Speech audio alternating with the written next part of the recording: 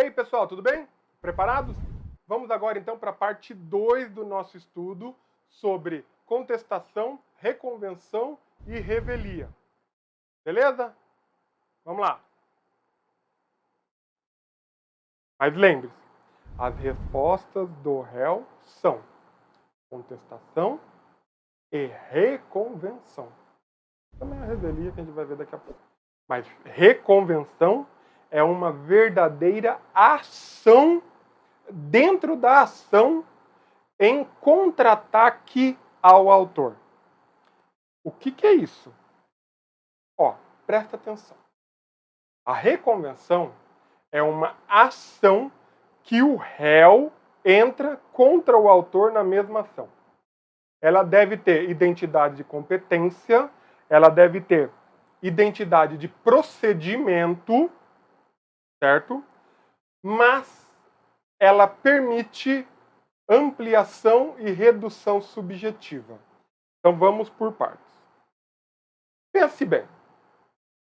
O réu, quando vai ao processo, ele vira para o advogado dele e fala assim: poxa, mas eu também tenho uma ação para entrar contra essa pessoa que está ligado ao mesmo assunto que ele está me processando. Então o advogado fala: então vamos fazer uma reconvenção. Por quê? Primeiro, você não vai precisar entrar com processo autônomo, mas você tem o direito de manejar processo autônomo. Isso vai depender de questão de estratégia processual de cada parte. Certo? O juiz, ao analisar a ação e a reconvenção, ele deve julgar na mesma sentença. Logo, não haverá contradição nem possibilidade de, por exemplo, termos dois pedidos procedentes. Porque ao julgar na reconvenção, reconhecendo o direito de um em detrimento ao de outro, a ação e a reconvenção serão julgadas sempre contrárias. Ou, no máximo, ambas parcialmente procedentes. Certo? Como eu disse, é possível sim a diminuição subjetiva e o aumento subjetivo. O que é isso? Pense bem. Suponha que o autor, na verdade, seja um litisconsórcio ativo. Ou seja, 3, 4 pessoas que estão me processando. Entretanto, o meu direito de ação é contra apenas um deles. Então eu posso propor a reconvenção contra apenas uma pessoa. Então, nesse caso, eu estou reduzindo o número de pessoas na reconvenção. Agora, pense numa outra situação. Eu estou sendo processado por um autor. Só que o meu direito de ação é contra esse autor mais um terceiro. Então eu proponho a reconvenção chamando esse terceiro para o processo. Então a ação será o autor contra mim e a reconvenção será eu contra o autor e mais alguém. Houve uma ampliação do sujeito, nesse caso, do autor com um terceiro que será o polo passivo da reconvenção. Então, nesse caso, a lei permitiu essa ampliação e redução para que houvesse uma concentração processual, uma celeridade. Se é um direito que pode ser arguido, então ele deve ser arguido dentro do mesmo processo para que haja uma celeridade processual, que haja uma segurança jurídica. E aí fica a seguinte dúvida: pô, mas esse terceiro que não fazia parte do processo, ele é polo passivo na ação, ou seja, ele é réu na ação de reconvenção. E nessa ação de reconvenção, ele também tenha um direito a ser exercido contra o réu que agora é autor da reconvenção, ele pode entrar com reconvenção? Sim, pode. É a reconvenção da reconvenção. É plenamente possível, certo? Existem as exceções aos casos, tá lá no material, pega lá para dar uma lida, senão não vai dar tempo, esse vídeo vai ficar muito longo, certo? Existe um quadro difícil de entender num primeiro momento, mas que tem lógica se você analisar pela ótica do réu. Qual seja? A possibilidade do réu não apresentar contestação e apresentar a reconvenção diretamente. sendo que na reconvenção ele tratará das matérias de defesa. Por isso não vai operar a revelia contra ele. Esse caso, ele está previsto na lei, sim, certo? Estou colocando o artiguinho aqui do lado para a gente analisar, certo? E quando o réu maneja simplesmente a reconvenção, o autor poderá trazer a contestação dele também, certo? E o juiz ele vai ter que analisar os fatos alegados no conjunto probatório apresentado. Então, se a reconvenção por si só já abarcar toda a matéria de defesa que deveria ser apresentada na contestação, o juiz não poderá simplesmente ignorar que não houve contestação e processar apenas a reconvenção. Ele deverá, sim, seguir todo o rito processual com todos os passos, intimando as partes para todos os atos processuais normalmente, como se o processo tivesse sido perfeito, certo? Também devemos lembrar que, supondo que ao apresentar a reconvenção, ou mesmo a contestação com a reconvenção, e o juiz, num primeiro momento, já bateu o olho e fala assim, ele alegou um fato extintivo do direito. E o juiz extinguir a ação originária, a reconvenção seguirá normalmente. Porque não necessariamente o direito que foi extinto na ação originária implica diretamente no direito da reconvenção. Então, pode sim haver a extinção da ação principal e a reconvenção continuar sendo processada e também, por sua vez, lá na frente, resolvida por sentença, sem problema nenhum, certo? Inclusive o STJ já se manifestou sobre isso, tá? Julgado tá aqui do lado, para vocês conferirem. Mais um ponto sobre a reconvenção é que, como o autor já tem advogado nos autos, porque, afinal, ele precisou de um advogado para ingressar, a intimação para o autor apresentar a contestação à reconvenção vai ser feita via imprensa, normal, no nome do patrono dele, do advogado. Então, não há, por exemplo, uma tentativa de conciliação da reconvenção. Se não foi feita lá atrás, não vai ser agora que vai ser feita. Entendeu?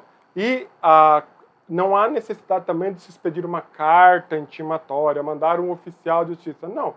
Já existe advogado? O advogado será intimado via imprensa e o prazo dele vai correr da publicação normalmente. Agora, nós vamos falar da revelia.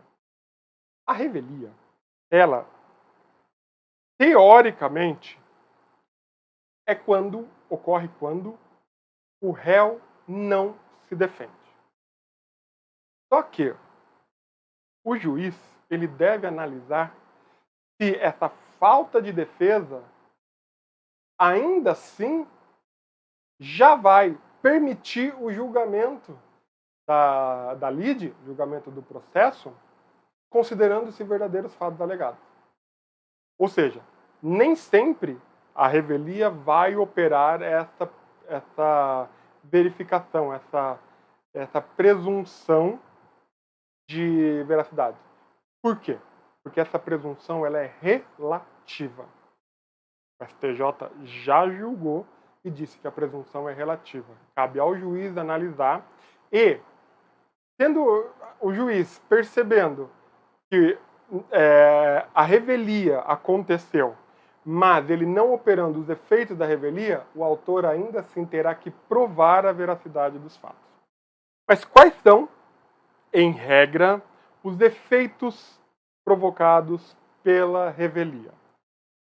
Em regra, a revelia gera os seguintes efeitos lógicos. Presunção de veracidade das alegações de fatos formuladas pelo autor, que é o conhecido como efeito material, certo? Que está lá no 348 do CPC. Outro.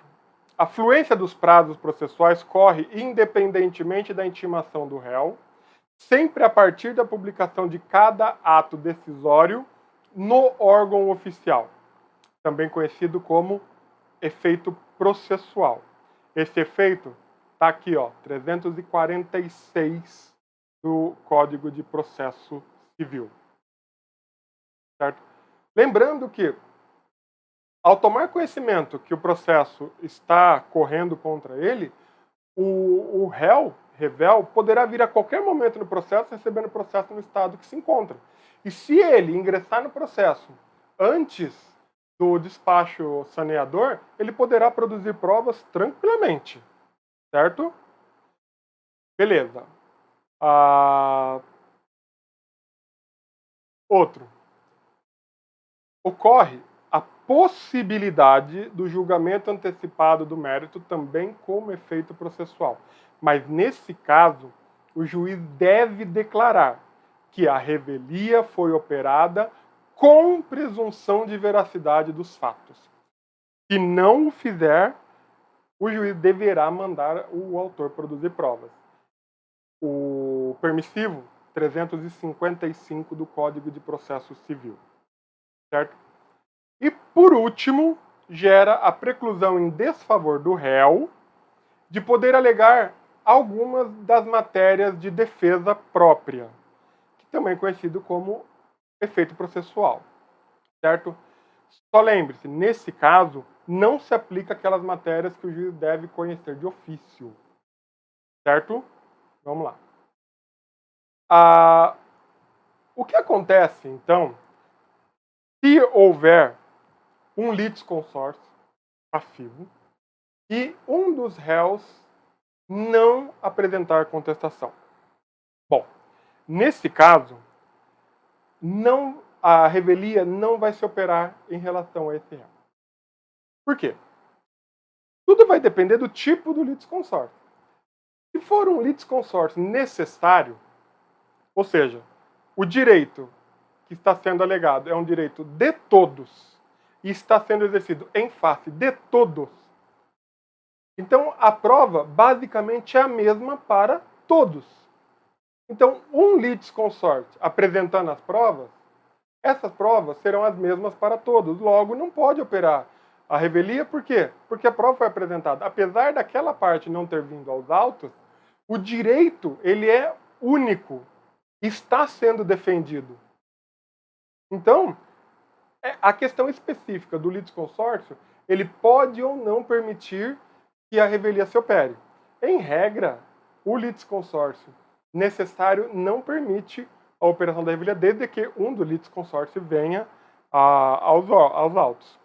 Dá uma olhada lá no 345, inciso 1. Está bem claro lá. Também, se o litígio versar sobre direitos indisponíveis, como, por exemplo, alimentos. O autor está pedindo, por exemplo, uma revisional de alimentos. Por algum motivo citado, ou não citado, mas, de via de regra, citado, o alimentando não vier aos autos, não pode se alegar presunção de veracidade. O Ministério Público, no caso, ele vai assumir o processo e vai defender o interesse como verdadeiro substituto processual. Certo? E lembrando também que, mesmo que a Fazenda Pública não conteste, não pode operar contra ela a revelia. Por quê? Porque o interesse público é indisponível. Então, de um jeito ou de outro, o juiz vai continuar intimando a Fazenda até ela se manifestar nos autos. Certo? Tem um julgadinho aqui do STJ, que eu estou deixando aqui do lado para vocês consultarem. Bem esclarecedor esse julgado. É longo, mas vale a pena a leitura. Também, não pode se operar a revelia quando o autor não apresenta os documentos hábeis a provar o próprio direito. Ou seja, o autor alega determinado direito para si. Só que não junta um documento, simplesmente ele está alegando. Se o autor não provar, não trouxeram um documento, não trouxeram alguma coisa hábil a concretizar essa pretensão, então mesmo que o réu seja declarado revel, não poderá ser presumido o verdadeiro fato, porque não houve prova do fato. Muito, muito importante isso. Porque alegar, pensa numa ação declaratória. Eu quero que o juiz declare alguma coisa a meu favor contra um terceiro. Só que a prova não pode ser produzida sem que o terceiro esteja nos autos. Não pode ser considerado uma presunção absoluta de veracidade. Há necessidade de que exista uma prova concreta para exercer o direito. Mesmo que o juiz tenha reconhecido a revelia e sem a presunção de veracidade dos fatos, o réu, ao ingressar, ele vai produzir as provas necessárias para contrapor o direito. Como eu já disse, ele pode contrapor esse direito simplesmente apresentando as provas contrárias. Por quê? Porque normalmente o prazo para contestação e para reconvenção já se esgotou. E operou-se a preclusão temporal quanto a esses atos processuais. No entanto, a defesa pode ser alegada praticamente em qualquer momento, no estado em que o processo se encontrar. Certo? Mesmo que tenha se operado a revelia, alguns atos só podem ser realizados com a presença física do réu, como, por exemplo, o depoimento pessoal. Então, nesse caso, o réu será intimado novamente a comparecer ao processo para prestar os seus esclarecimentos, principalmente se for questão de depoimento pessoal, certo? Nesse caso, o juiz ele vai determinar, sim, que ele apresente advogado, que ele constitua, né, um patrono para sua defesa. Mas existem provas que só podem ser produzidas pela pessoa do réu, como se quase fosse um direito personalíssimo. E essas provas, elas têm que estar abarcadas, asseguradas, que não vão ter a presunção de veracidade, porque você não tem a pessoa ali para produzir essa prova. Então, nós temos que tomar cuidado em dizer que fatos que são alegados e que devem ser, como é que eu posso dizer assim, deve haver um questionamento da parte dos motivos pelo qual a determinada atitude foi feita ou pela forma como foi feita para fins de esclarecimento. Se não houver a presença dele, essa prova não poderá ser produzida. Logo, não tem que se dizer que seria uma confissão, certo? O silêncio, nesse caso, não pode ser encarado como confissão, porque até a confissão, mesmo no direito penal, ela é prova relativa. Presta bem atenção nisso. E tanto é verdade que o 349 deixa bem claro a possibilidade do réu revel produzir provas para sua defesa em momento posterior. Então, pessoal, basicamente é isso. Eu sei, fui rápido, tem muita matéria, é muita coisa. Eu só quis trazer os pontos principais, como eu já venho dizendo a vocês desde o começo. Esse bloco tem a intenção de falar sobre o procedimento comum ordinário. Nós vamos passar rapidamente por todo o procedimento. Nós começamos com a petição inicial, falamos sobre o despacho inaugural, falamos sobre audiência de tentativa de conciliação e agora nós falamos sobre as respostas do réu. Qual que é a próxima fase? A próxima fase é análise primária do juiz, a eventual abertura de prazo para réplica, e aí nós vamos para o saneamento. Do saneamento nós vamos para provas, Das provas, nós vamos para a sentença. E aí a gente acaba com o ciclo da primeira instância. Depois nós vamos falar da segunda instância, depois nós vamos falar de tribunais superiores. E se tivermos tempo, nós vamos falar um pouquinho sobre as ações na Comissão Internacional de Direitos Humanos. Certo? Pessoal, peguem o material, leiam o resumo. Dúvidas, postem aqui. Qualquer coisa, entre em contato, deixe o seu joinha, deixe o seu like, faça comentários. Vamos tentar fechar o assunto para que não reste dúvida. A fase da inicial até a contestação é a mais importante para a gente entender o que vai acontecer posteriormente. Lembre-se, o direito não é difícil. A gente só precisa aprender direitinho o que ele quer dizer. Pessoal, muito obrigado. Até a próxima. Fui.